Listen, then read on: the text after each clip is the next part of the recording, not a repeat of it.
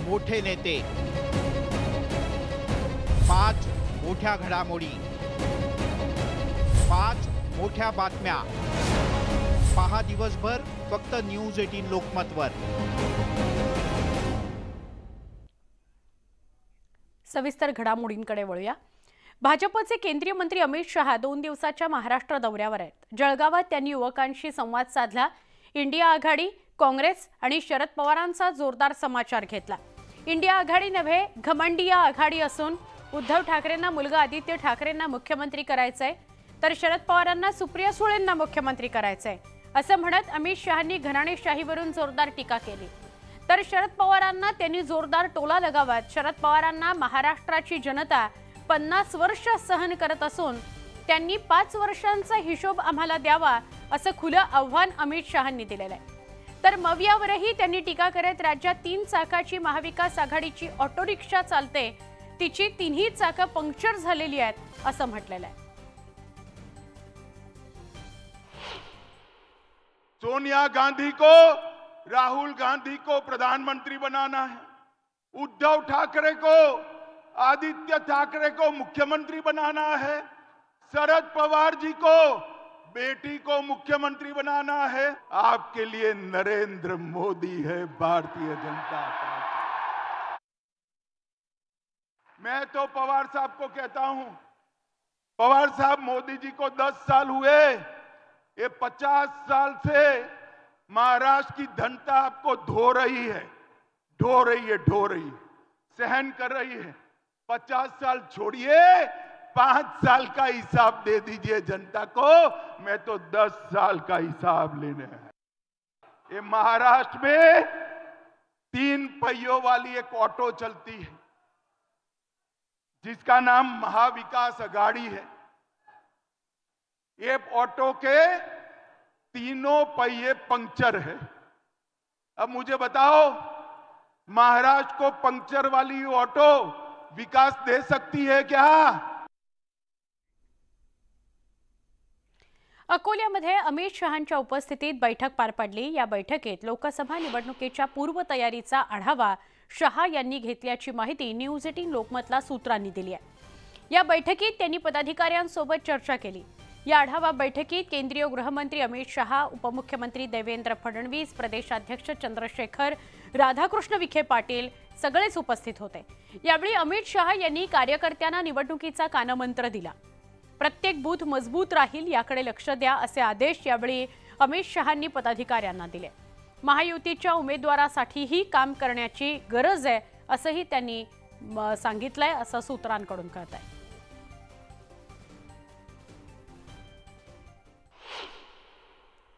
गृहमंत्री अमितजी शाह यांनी जी आजची बैठक घेतली ती या 6ही लोकसभा मतदारसंघातील विजयाची नांदी आहे आणि 6ही लोकसभा मतदारसंघामध्ये भारतीय जनता पक्ष आणि सहयोगी पक्षाचे खासदार निवडून आणून ते प्रधानमंत्री नरेंद्रजी मोदी यांच्या सोबत राहतील। उद्धव ठाकरे आणि शरद पवारांमध्ये गेल्या तासाभरापासून सिल्व्हर ओकवर बैठक सुरू आहे। उद्या मवियाची बैठक होते, त्या पार्श्वभूमीवर ठाकरे आणि पवारांमध्ये संवाद सुरू आहे। राज्यातील काही महत्त्वाच्या जागांवर दोघांमध्ये खलबतं सुरू आहेत असं कळतंय।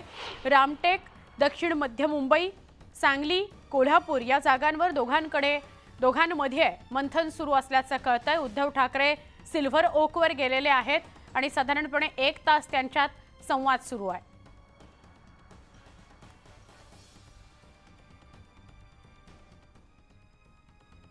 मवियाची बैठक उद्या होणार आहे, 3ही पक्षांची आणि मित्र पक्ष असतील तर त्यांची देखील।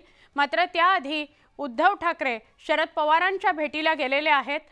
काही 4-5 जागा आहेत ज्यावर आपापसात चर्चा होणं बाकी आहे। आपण थेट जाऊया सिल्व्हर ओक परिसरात। आमचे प्रतिनिधी तुषार रूपनवर उपस्थित आहेत। तुषार, साधारणपणे तासभर झाला संवाद सुरू आहे उद्धव ठाकरेंचा शरद पवारांशी, आणि तो या दोघांमध्ये कोणत्या जागांसंदर्भात आहे काही कळू शकलंय?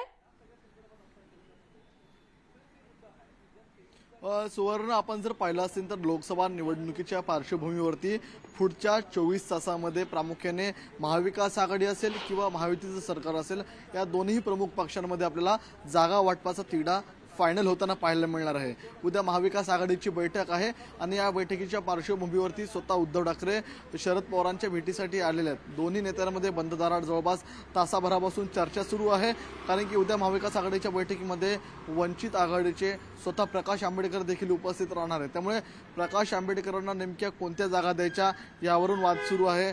प्रकाश आंबेडकर अकोल्याच्या जागेसाठी आग्रही आहेत, तर त्याच अकोल्याच्या जागेसाठी राष्ट्रवादी देखील आग्रही असल्याचं पाहायला मिळत आहे। मुंबईमधून शिवसेनेचा तिढा आहे, तो प्रामुख्याने दक्षिण मध्य मुंबईची जागा या ठिकाणी शिवसेनेकडून मागितली जाते, तर या ठिकाणी राष्ट्रवादीकडून आपल्याला रामटेकची जागा मागितली जात असल्याचं पाहायला मिळत आहे। त्यामुळे महाविकास आघाडीमध्ये प्रामुख्याने अनेक मतदारसंघांमध्ये या ठिकाणी एकमेकांना देण्यावरून रस्सीखेच असल्याचं पाहायला मिळतंय। त्यामुळे तो तिढा सोडवण्याचं काम स्वतः उद्धव ठाकरे आणि शरद पवार करणार असल्याचं पाहायला मिळतंय। महाविकास आघाडीमधले धन्यवाद ही सविस्तर माहिती दिल्याबद्दल। सिल्व्हर ओकवर तुषार आमचे प्रतिनिधी आपल्याला माहिती देत होते। पुढे जाऊया। आगामी लोकसभा निवडणुकीच्या पार्श्वभूमीवर राज्यातील राजकीय घडामोडींना वेग आलेला आहे। देशाचे गृहमंत्री महाराष्ट्र दौऱ्यावर आहेत, त्यामुळे राज्यातील महायुतीचा जागा वाटपाचा फॉर्म्युला आज निश्चित होण्याची ठरण्याची शक्यता आहे। दुसरीकडे काँग्रेसनेही कंबर कसली आहे। मुंबई वगळता उर्वरित 22 मतदारसंघांचा आढावा बैठकीत घेण्यात आला, तर उपमुख्यमंत्री अजित पवारांच्या उपस्थितीत मुंबईत महत्त्वाची बैठक होते आहे। बैठकीत लोकसभा निवडणुकीच्या पार्श्वभूमीवर रणनीती ठरवली जाते, तर निवडणुकीच्या पार्श्वभूमीवर मनसे अध्यक्ष राज ठाकरेही ॲक्शन मोडवर आलेले आहेत। मनसे मुंबईतून निवडणुकीचं रणशिंग फुंकणार आहे। या पार्श्वभूमीवर राज ठाकरे उत्तर मुंबई लोकसभा मतदारसंघाचा आढावा घेताना दिसले।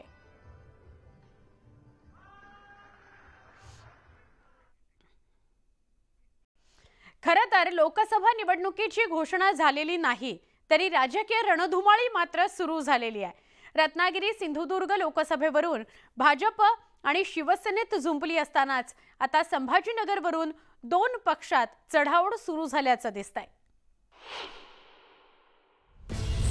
रत्नागिरीनंतर आता संभाजीनगरवरून महायुतीत रस्सीखेच। शहांच्या दौऱ्यानंतर दावे प्रतिदावे। आघाडीच्या आधीच भाजप शिवसेनेत जुंपली।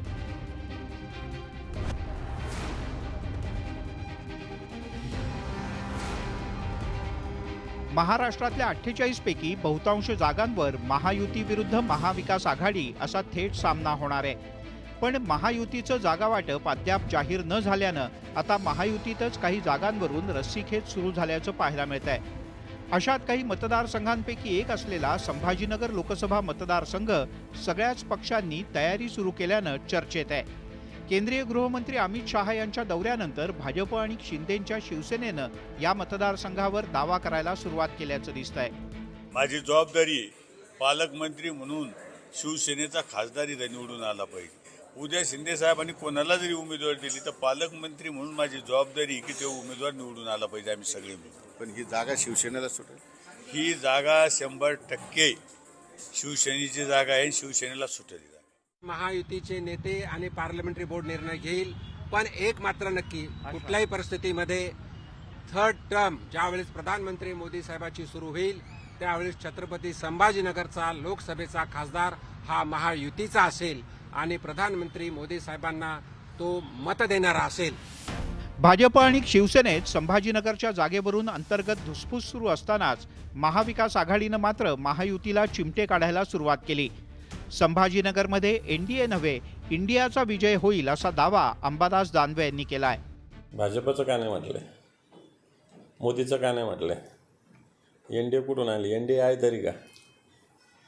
आणि त्यामुळं एनडीएचा नाही इंडियाचा निवडून येईल ते सांगतो। भाजपनं देशातील बहुतांश राज्यातल्या उमेदवारांची पहिली यादी जाहीर केली आहे, पण यामध्ये महाराष्ट्राला वगळण्यात आलं। याचवरून सध्या महायुतीत काही जागांवरून रस्सीखेच असल्याची चर्चा आहे। रत्नागिरी आणि संभाजीनगरमधली चढाओढ पाहता महायुतीचं जागा वाटप आणखीन अंतिम टप्प्यात आलेलं नाही असेच स्पष्ट संकेत मिळतात। आता यावर तिन्ही पक्षांचे नेते कसा तोडगा काढतात हे पाहणं महत्त्वाचं आहे। Bureau report, news 18 Lokmat. मवियाकडून कोल्हापूरच्या जागेवर रस्सीखेच सुरूच आहे। कोल्हापूरमधून शाहू महाराजांना उमेदवारी देण्याबाबत मवियामध्ये अद्यापही एकमत होत नसल्याचं चित्र आहे। शाहू महाराजांनी मवियातल्या कोणत्याही पक्षाकडून लढावं यावर आपलं एकमत झाल्याचं पटोलेंनी सांगितलं. तर ही जागा आमची असून ती अद्याप आम्ही कुणालाही सोडली नसल्याचं राऊतांनी सांगितलं. तर शाहू महाराजांच्या नावावर एकमत असलं तरी त्यांनी आपल्याच चिन्हावर लढावं याकरता तीनही पक्षांमध्ये रस्सीखेच सुरू असल्याचं दिसून येतंय.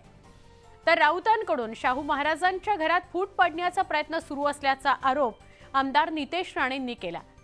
शाहू महाराजांनी निवडणूक लढवू नये असं परखड मत मंत्री मुश्रीफांनी व्यक्त केलं. त्याच्यामध्ये कोल्हापूरमध्ये छत्रपतींनी निवडणूक लढावी ही भूमिका आमच्या तिन्ही पक्षाची होती.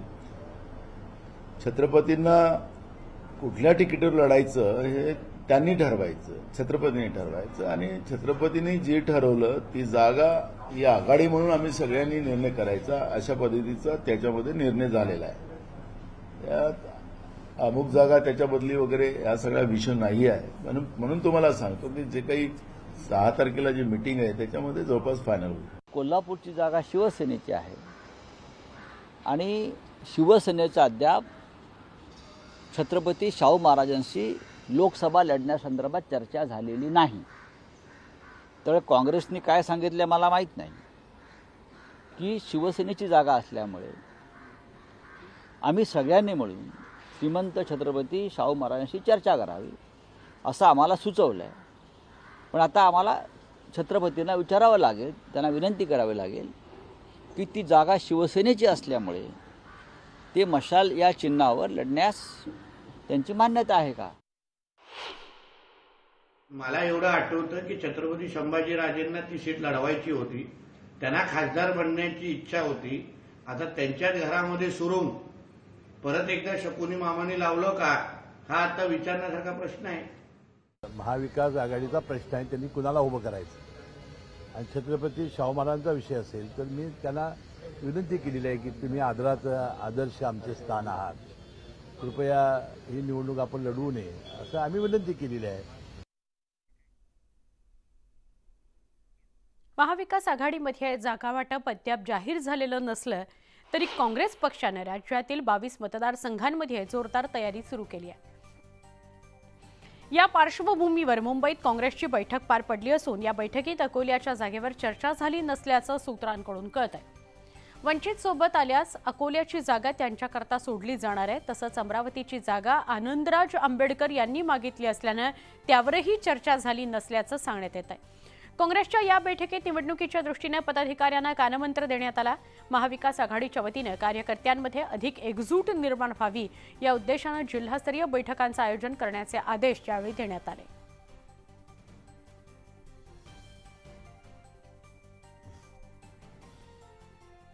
अवघ्या काही दिवसांवर लोकसभेच्या निवडणुका येऊ घातल्यात. अजित पवारांच्या राष्ट्रवादी काँग्रेसनेही लोकसभा जिंकण्याकरता कंबर कसली आहे. मुंबईत राष्ट्रवादी काँग्रेसची लोकसभा निहाय जागांची आढावा बैठक पार पडली. या बैठकीत नाशिक, दिंडोरी या लोकसभा मतदारसंघांचा आढावा घेण्यात आला.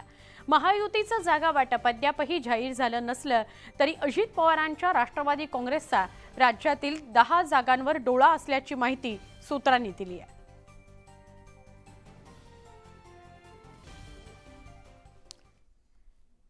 शिक्षक आमदार कपिल पाटील यांचे विश्वासू समजले जाणारे शिक्षक भारती संघटनेचे सरचिटणीस जालिंदर सरोदे यांनी ठाकरे गटात प्रवेश केला. मुंबईत मातोश्रीवर उद्धव ठाकरेंच्या उपस्थितीत हा पक्षप्रवेश पार पडला. यावेळी शिक्षक मतदारसंघाकडे आमचं दुर्लक्ष झाल्याची कबुली उद्धव ठाकरेंनी दिली. तसंच शिक्षकांना इतर कामं लावली जाऊ नयेत याकरता लढा देऊ असं वक्तव्यही उद्धव ठाकरेंनी केलेलं आहे. तुम्ही अत्यंत वेळेवरती शिवसेनेत येण्याचा निर्णय घेतला, कारण फोडाफोडीचं राजकारण खूप चालू आहे. पण मला विशेषतः या सर्व काळामध्ये माझ्यासोबत जे येत आहेत त्यांचा वेगळा अभिमान आहे. कारण आज तसं पाहिलं तर माझ्याकडे काही नाही, मी अनेकदा बोलून झालेलं आहे. म्हणजे प्रत्येक वेळेला विरोधी पक्षातून काहीतरी हवं म्हणून सत्ताधारी पक्षात जातात. आज तर तुम्ही सत्ता आणण्यासाठी म्हणून माझ्याकडे आलेला. सध्या जे काही चाललेलं आहे राजकारण त्यांना सुसंस्कृतपणाचा एक धडा देण्याची आवश्यकता आहे. कारण ही आपली संस्कृती नाही. तुम्ही जे काही मेहनत करता शाळेमध्ये, तुम्ही भावी पिढी तयार करता, ही भावी पिढी अशी जर नाचणार असेल आणि नाचक्या कुचक्या लोकांच्या हातात जाणार असेल तर मग आपलं शिक्षक आणि शिक्षणाचा उपयोग तरी काय. राष्ट्रवादी काँग्रेसमध्ये उभी फूट पडल्यानंतर शरद पवार आणि अजित पवार पुन्हा एकत्र येतील का अशा चर्चा दबक्या आवाजात राजकीय वर्तुळात सुरू असतात। मात्र अजित पवारांनी भविष्यात शरद पवारांसोबत एकत्र येण्याबाबत स्पष्टच भाष्य केलं। मी तुम्हाला स्पष्टच सांगतो, असं काहीही होणार नाही असं थेट भाष्य अजित पवारांनी केलंय। यावर सुप्रिया सुळेंनी पक्ष आणि कुटुंब फुटला नसल्याचं पुन्हा स्पष्ट केलंय। काही लोक वेगळे झाले म्हणजे पक्षात फूट पडली असं होत नाही असं त्या म्हणाल्या। आता सरळ सरळ फाटी पडलेली आहे। आपण इकडच्या फाटीला ते तिकडच्या फाटीला, त्याच्यामुळं काही जण म्हणतात आयला ही कधीतरी एकत्र येतील का रे, ह्या ह्यांनीच आमचं निम्मगार होतंय सारखं। आणि मग हळूच दबकत मला म्हणतं दादा काही होईल का, पुढं काहीतरी होईल। म्हणजे अजूनही लोकांच्या मनामध्ये तशा प्रकारची शंका आहे। मित्रांनो, प्रत्येकाला आपलं मत मांडायचं आणि मन मोकळं करायचा अधिकार आहे। प्रत्येकाची एक स्टाईल असते। तुम्ही इतके दिवस स्प्लिट नाहीये असं म्हणत होते। पक्षामध्ये स्प्लिट नाहीच आहे आणि फॅमिलीत तर नाहीच आहे। दादा काल बोलताना सभेत म्हणाले की पवार साहेबांचा अंश पूर्णपणे फाटलेला आहे, तुम्ही संभ्रमात राहू नका। आता तो नाही, राष्ट्रवादी काँग्रेस पक्ष याच्यात स्प्लिट नाही आणि पवार फॅमिलीमध्येही स्प्लिट नाही। सविस्तर घडामोडी आपण बघत होतो। महाराष्ट्राची खबर बातमध्ये इथेच थांबतोय। वेगवान स्वरूपातल्या बातम्या काही क्षणात पुन्हा भेटूया। पहा फक्त न्यूज 18 लोकमत।